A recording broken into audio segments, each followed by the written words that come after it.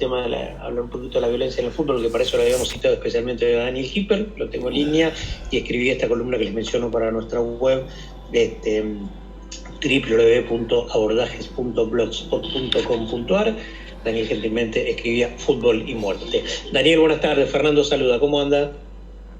Buenas tardes, Fernando. ¿Cómo estás? Bien, bien aquí. Gracias por atendernos. Bueno, falló el operativo. Sí, a ver. Lamentando una muerte más en el fútbol, ¿no? Sí, y creo que la sacamos entre comillas barata, ¿no? Porque podría haber terminado, si terminaba con 5, 10 o no sé qué, no hubiera sido raro, ¿no? No, lamentablemente no. Pero esto es una continuidad de una serie de malos tratos, vejaciones que viven cotidianamente los simpatizantes de fútbol. Ingresar a un estadio deportivo que en otra época era un evento familiar y alegre, hoy se trastorna en una aventura para valientes. Sí. Más allá de lo que pasó el otro día en La Plata, sí. Yo concurro habitualmente al Estadio Monumental, y para hacer 3 cuadras que me separan a mí de mi domicilio al Estadio Monumental, tengo que sufrir y padecer humillaciones y vejaciones de todo tipo. ¿Y por qué ocurre esto?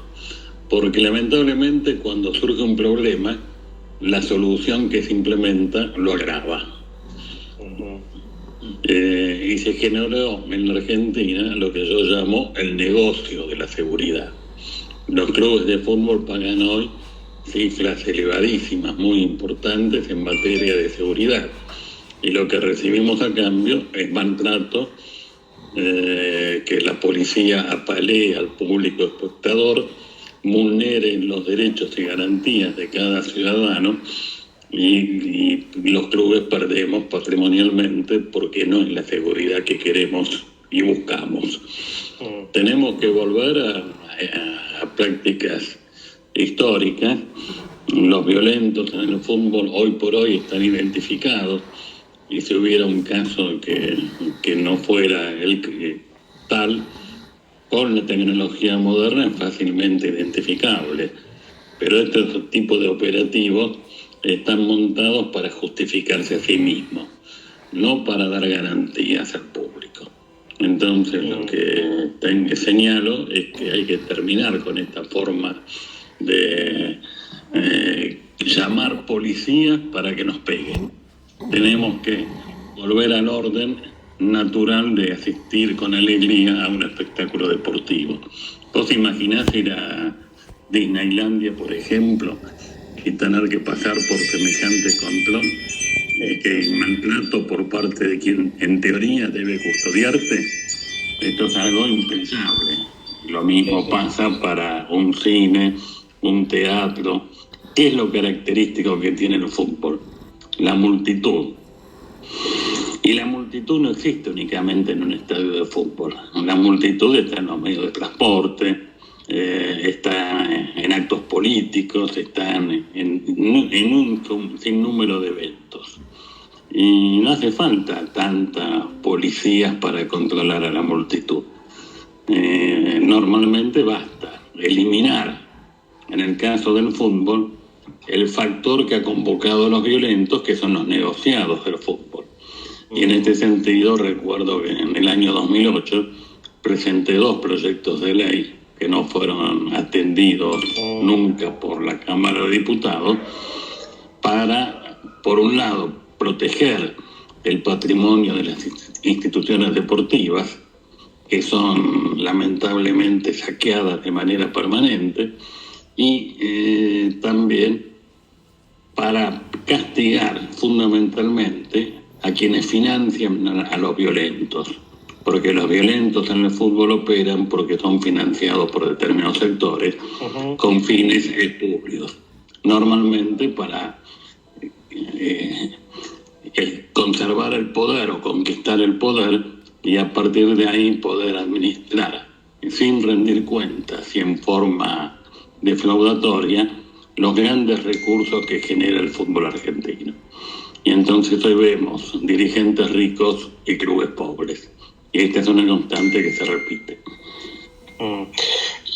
A ver, como usted dice, que concurre a la cancha, yo hace ahora buen tiempo, sobre todo que nació mi hija, que no lo hago, pero digo, sabe que hay instancias previas, hay cacheos previos, hay control de entradas, uno tiene que mostrar que tiene la entrada. Entonces, ¿qué uno puede pensar que pasó el otro día ahí en el bosque? Se habla de un montón de cosas, de sobreventa de entradas, de que se dejó pasar a gente que no tenía entradas y los que se quedaron afuera, y esos fueron los reprimidos, fueron gente que tenía entrada. Se habla de que aquí corren las coimas a las policías. Cuando hablo de la sobreventa, en este caso le pego al club, a Gimnasia aparentemente. ¿Qué intuición o qué información tiene, Daniel, usted sobre esto puntual? Nada justifica lo que pasó el otro día. Siquiera que la eventual sobreventa, que no sé si es el caso, pero siquiera la eventual sobreventa justifica un accionar de ese tipo. Obviamente, es decir, ¿cuál es la lógica, pregunto, de llevar tantas bombas de gases lacrimógenos a un evento deportivo? Donde uno sabe que la mayoría de la gente son chicos, mujeres y ciudadanos comunes que lo que quieren es disfrutar de un buen momento. A lo sumo hay que controlar, no sé, un grupo de 100 violentos. ¿Justifica llevar semejante armamento? ¿Cuál fue la idea del jefe del operativo? ¿Por qué no se califica adecuadamente la conducta de los funcionarios policiales involucrados? Yo leo que se está hablando de estrago, en vez de llamar por las cosas por su nombre. Desde el punto de vista jurídico, no tengo duda de que hay que investigar el homicidio de la persona fallecida y las vejaciones cometidas por la autoridad policial en contra de un número indeterminado de ciudadanos. Acá no se trató de un estrago culposo, que sería la única forma eventualmente posible de abarcar estas conductas. Acá hubo claramente un muerto, como causa fue la represión policial, al menos habrá que investigarlo y descartarlo con otro tipo de elementos, que así no hubiera ocurrido. Y hubo claramente vejaciones por parte de funcionarios públicos contra ciudadanos. Y las vejaciones son cometidas por personas a quienes nosotros les conferimos poder y armas para que nos custodien. Sí. Esto configura distintos tipos de delitos, incluso de lesa humanidad, ¿no? La vejación Cuando uno, Daniel, empieza a abrir un poco el abanico, ¿qué responsabilidad tiene el AFA? ¿Qué responsabilidad tiene la bonaerense, su ministro de Seguridad tan sojuzgado hoy, Sergio Berni? Creo que las entidades deportivas, y aquí incluyo a la AFA, pueden tener una responsabilidad en la organización y en lo que de ello deriva, pero no en el tema de seguridad, porque la seguridad es por disposición de las autoridades locales, privativa de la policía. Hoy tenés en la provincia de Buenos Aires a la Previde, que es quien indica a los clubes de fútbol cómo debe organizarse la seguridad. Que obviamente, como dije, están muy lejos de ello. Lo que ellos han organizado es un negocio que permite que dinero que los clubes de fútbol necesitamos para desarrollar actividades deportivas, sociales, culturales, colegios, gimnasios, etcétera, vayan a manos de la policía. Y esto para mí es preocupante, porque eso no garantiza seguridad, y tenemos como muestra los infinitos hechos de violencia que ocurren en los estadios de fútbol. Es más, yo diría que muchas veces actúan como agentes provocadores de la violencia. Y esto lo digo como persona que concurre habitualmente a un estadio de fútbol, al mejor estadio de la Argentina, al que por su disposición geográfica tiene la mayor comodidad de ingreso, y a pesar de ello sufro vejaciones permanentemente, ¿no? Sí, sí. Y ni hablar de algo que ya parece añales, ¿no? Algo que teníamos, ya casi nos hemos olvidado, ¿no? El tema del público visitante, porque estamos con todos estos problemas prácticamente sin público visitante, ¿no? En muchos casos. Sí, porque el problema no es que haya público Bueno, local. pero esa fue la medida del momento y que quedó ahí como tanta cosa casi eternizada para por lo menos bajar un poco los ánimos y bueno, y está ahí. Esa fue la medida coyuntural que se tomó y quedó, ¿no?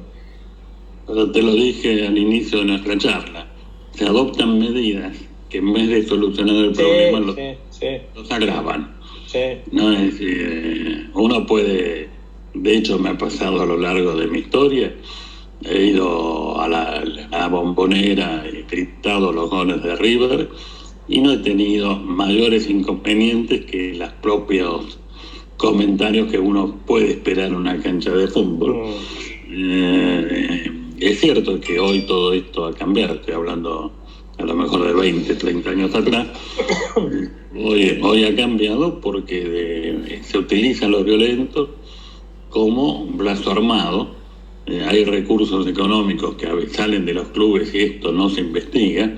Y también hay un negocio de seguridad montado, que son estos grandes operativos donde uno reúne policías, muchas veces inoperantes, y que además no explican por qué hace falta llevar gases lacrimógenos a un encuentro de fútbol. A ver, y a veces se dice que van 3.000 policías y van 2.000 y nadie controla. Ahora, ¿quién monta ese negocio, digamos? ¿La policía? ¿Parte del poder político? ¿Parte de X club? ¿Quién monta ese negocio que bien habla de la seguridad, Daniel?